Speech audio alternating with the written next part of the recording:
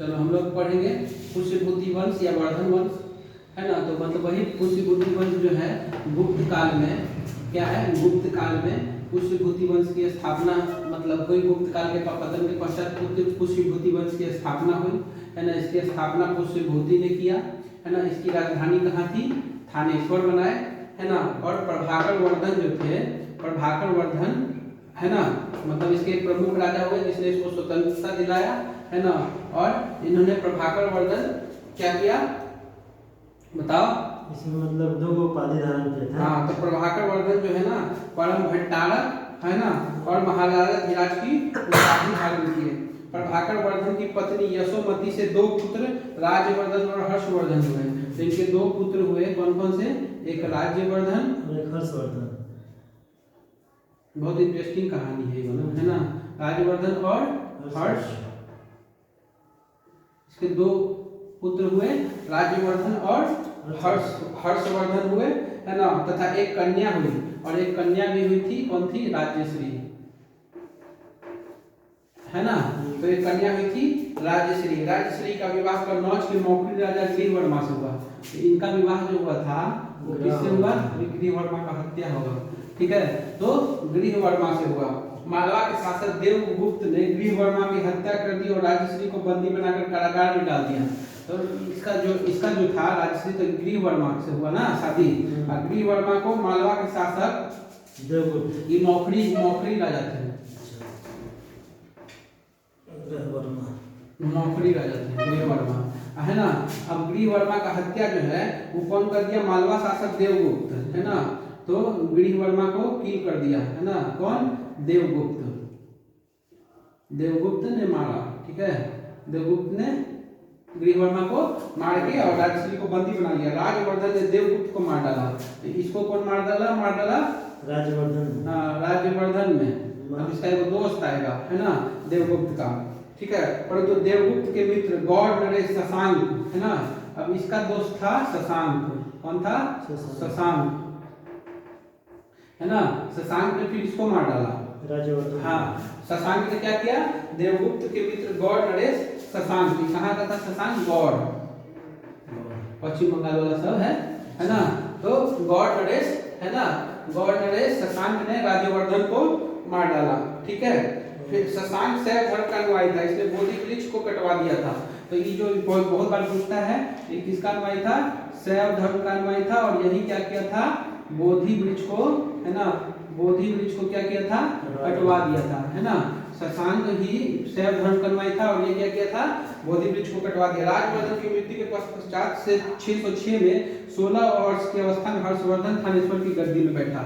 अब ये मर गया ना, तो 16 वर्ष में कौन सा बैठ गया, आ गया हीरो, है ना, हर्षवर्धन, हाँ, हीरो है फिल्म का, है ना। तो हर्षवर्धन आ गया गद्दी पे बैठा।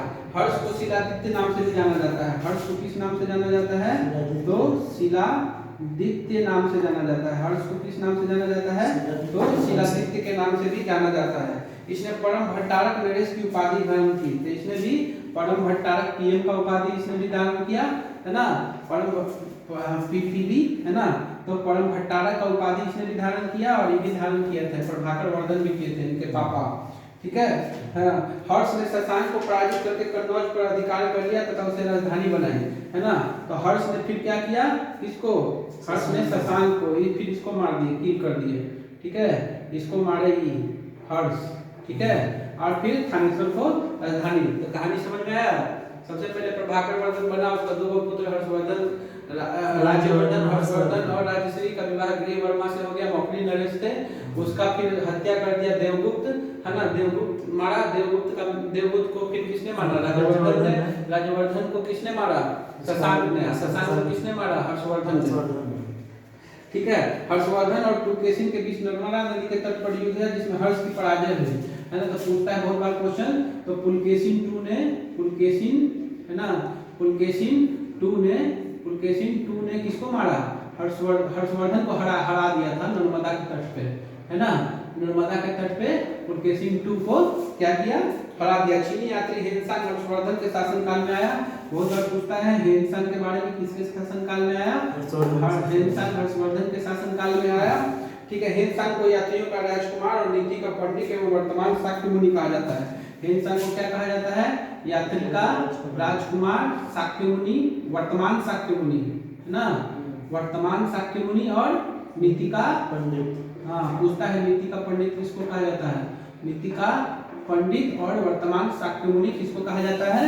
हेनसांग को कहा जाता है। वह नालंदा विश्वविद्यालय में पढ़ने एवं बौद्ध ग्रंथ संग्रह करने के उद्देश्य से भारत आया था, है ना। तो कहाँ पढ़ने आया था? नालंदा विश्वविद्यालय, जिसकी स्थापना कुमारगुप्त ने किया था, है ना। नालंदा पढ़ने आया था। हर्ष 641 ईस्वी में अपने दूत चीन भेजे थे तथा 643 एवं 45 में 2 चीनी दूत उसके दरबार में आए थे, है ना। 641 में याद रखना किसने चीनी दूत भेजा था? हर्षवर्धन ने। 641 में, 643 और 45 में क्या आया था? 2 चीनी दूत आया था भारत। हाँ, भारत आया था, ठीक है। हर्ष ने कश्मीर के शासक से बुद्ध के दंत अवशेष बलपूर्वक प्राप्त किए थे, है ना। तो कश्मीर के शासक से, है ना, कश्मीर के बुद्ध का कश्मीर के शासक से क्या प्राप्त किए थे? बुद्ध के दंत, है ना। कश्मीर के शासक से बुद्ध के दंत अवशेष प्राप्त किए थे। हर्ष के पूर्वज भगवान शिव और सूर्य के अनन्य उपासक थे। हर्ष के पूर्वज के थे जो किसका उपासना करते थे? शिव और सूर्य, है ना। शिव और सूर्य के क्या थे? उपासक थे, ठीक है, उपासक थे। प्रारंभ में हर्ष भी अपने कुल देवता शिव का परम भक्त था। चीनी यात्री हेनसांग से मिलने के बाद उसने बौद्ध धर्म स्वीकार किया। हेनसांग जो है ना, पहले तो शिव का था, फिर क्या कर लिया?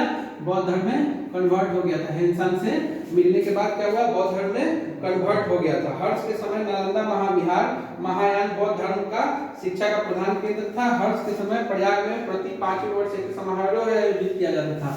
इसकी हर्ष के समय 5 वर्षों में, किसके समय पे होता था? 5 वर्षों पे हर्ष के समय में एक ये हर्ष के समय प्रयाग में एक प्रयाग और परिशस्त्रीय समुद्रगुप्त का हरिसेन वो, है ना। और हर्ष के समय पे प्रतिवर्ष पे समारोह किया जाता था जिसे महामोक्ष परिषद कहा जाता था, जिसे महामोक्ष क्या कहा जाता था? महामोक्ष परिषद कहा जाता था। इसको क्या कहा जाता था? महामोक्ष परिषद कहा जाता है। हेनसांग स्वयं छठे समारोह में शामिल हुआ था, है ना। कब हुआ था? छठे समारोह। हाँ, छठे समारोह में कौन शामिल हुआ था? हेनसांग शामिल हुआ था, ठीक है। वानभट्ट हर्ष के दरबारी कवि थे। पूछ देता है वानभट्ट किसके दरबारी कवि थे? वानभट्ट जो थे वो किसके दरबारी कवि थे? तो हर्ष के दरबारी कवि थे। उन्होंने हर्ष चरित एवं कादम्बरी की रचना की। पूछ देता है तो इसने क्या किया था? हर्ष चरित्र, है ना, हर्ष चरित्र और कादम्बरी, हर्ष चरित्र प्लस कादम्बरी की रचना जो है, हर्ष पर चरित्र प्लस कादम्बरी की रचना किसने की थी? वानभट्ट ने की थी। वानभट्ट के गुरु भुर्चु थे, है ना। पूछ देता है कभी, अभी तक तो पूछा नहीं लेकिन इंपॉर्टेंट है। वानभट्ट के गुरु कौन थे? भुर्चु, है ना। वानभट्ट के गुरु कौन थे? भुर्चु थे। प्रियदर्शिका, रत्नावली, नागानंद 3 संस्कृत नाटक ग्रंथों की रचना हर्ष ने की थी। कौन सी?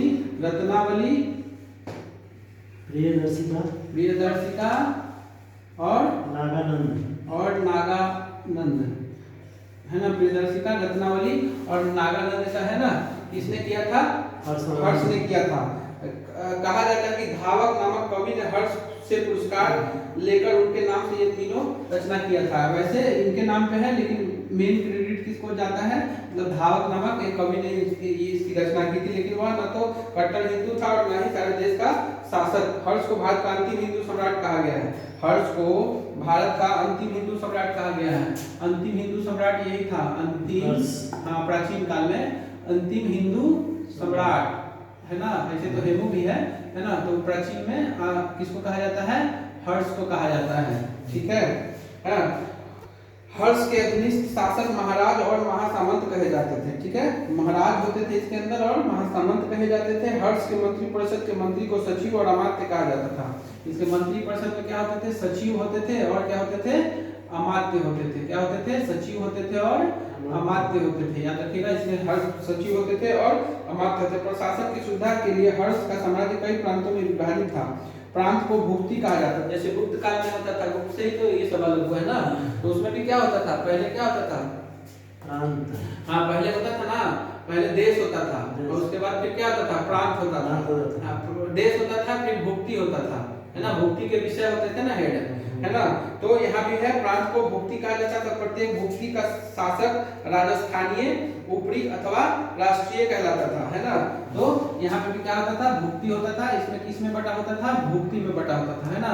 इसको क्या कहते थे, भुक्ति के शासक को ऊपरी, राष्ट्रीय या राजस्थानीय कहते थे। क्या कहते थे, ऊपरी, राजस्थानीय या राष्ट्रीय कहते थे। ऊपरी, राजस्थानीय या राष्ट्रीय कहते थे। भुक्ति का विभाजन जिलों में हुआ था। जिलों की संज्ञा थी विषय, जिसका प्रधान विषयपति होता था, ठीक है। तो भुक्ति किस में बटा होता था, विषय में बटा होता था। भुक्ति किस में बटा होता था, भुक्ति किस में बटा, जिला, जिला को क्या बोलते थे, विषय बोलते थे। क्या बोलते थे, जिला को विषय बोलते थे, जिसका प्रधान विषयपति होता था, है ना। तो ये किस में बटा होता था, इसका हर्ष का भुक्ति में बटा होता था, जिसको राजस्थानी, ऊपरी, है ना, और क्या बोलते थे, राष्ट्रीय कहा जाता था, है ना। और फिर वो जो है भुक्ति जिलों में बटा था, जिसको विषय कहते थे, विषयपति।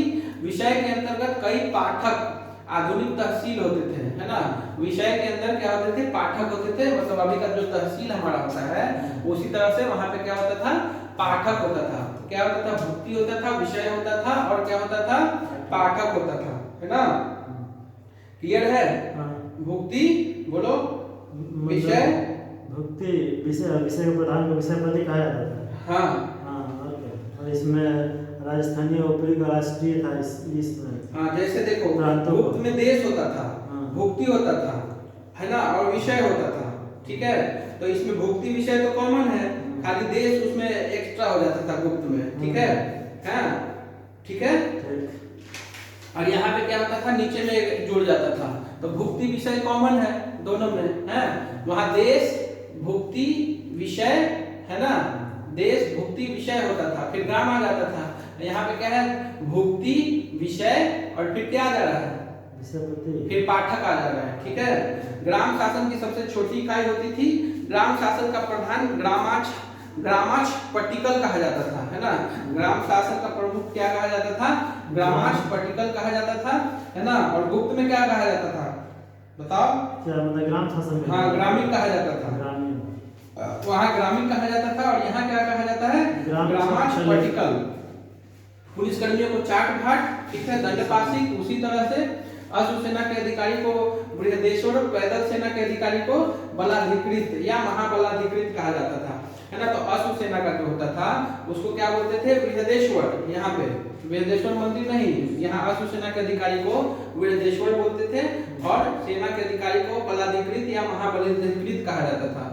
हर्ष चरित्र में सिंचाई के लिए तुला यंत्र या जल घंटी का, तुला यंत्र या जल पंप का प्रयोग होता था, है ना। मतलब सिंचाई के लिए तुला यंत्र होता था। और वहां पे क्या होता था, गुप्त में जल घंटी न था जी, सिंचाई के लिए रहट या जल घंटी गुप्त काल में, है ना। और यहाँ पे सिंचाई के लिए क्या होता था, तुला यंत्र या जल पंप का प्रयोग होता था। हर्ष के समय मथुरा सूती वस्त्रों के निर्माण के लिए प्रसिद्ध था। हर्ष के समय क्या इंपॉर्टेंट था, मथुरा जो था, मथुरा सूती वस्त्रों के लिए, हाँ, मथुरा जो था सूती वस्त्रों के लिए पूछ देता है। हर्ष के समय क्या था, मथुरा सूती वस्त्रों के निर्माण के लिए प्रसिद्ध था। हर्ष चरित्र में प्रांतीय शासकों के लिए लोकपाल शब्द आया, देखो, है ना। तो लोकपाल शब्द सर्वप्रथम किसके समय आया, प्रांतीय शासकों के लिए हर्ष चरित्र के समय में इंपॉर्टेंट बनता है। तो लोकपाल शब्द किसके समय पे आया था, हर्ष के समय पे आया था। प्रांतीय शासकों के लिए क्या आया था, लोकपाल शब्द का प्रयोग किया गया था हर्ष के समय में, ठीक है। एक बॉक्स भी है, ठीक है, एक बॉक्स है, देखो।